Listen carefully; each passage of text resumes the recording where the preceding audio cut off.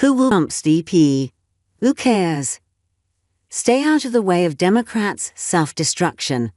The Democratic Party is worse off now than the Republican Party, which even Democrats are saying is on course to win the White House, the Senate, and the House in November.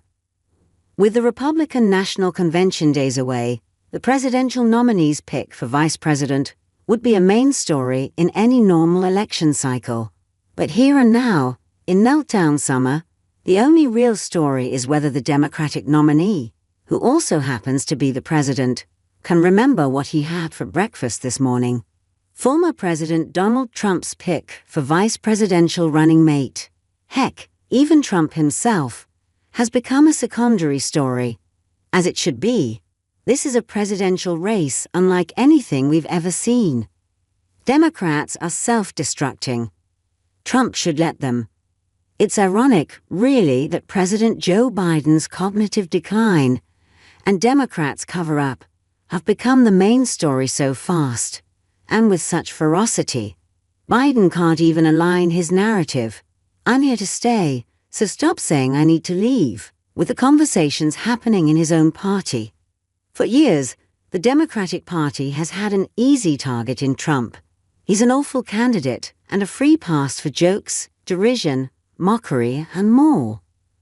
But we've now seen behind the curtain at the White House, at the Joe Biden his closest advisors and his family have seen for months, and it's not pretty. It's equal parts sad and unfortunate, disappointing, and dangerous.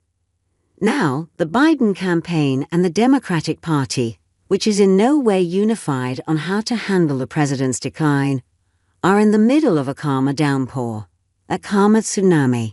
They're getting back just a taste of what they've given, and I'm guessing that taste is quite bitter.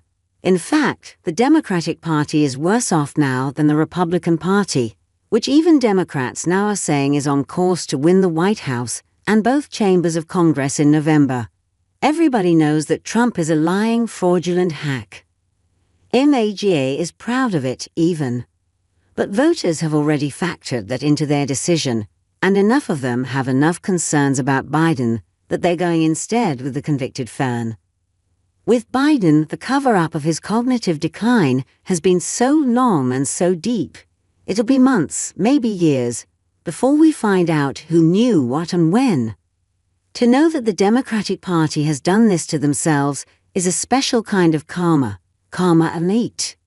While writing this column, I received an email from the Trump campaign with this subject line, "I'm about to announce my vice president."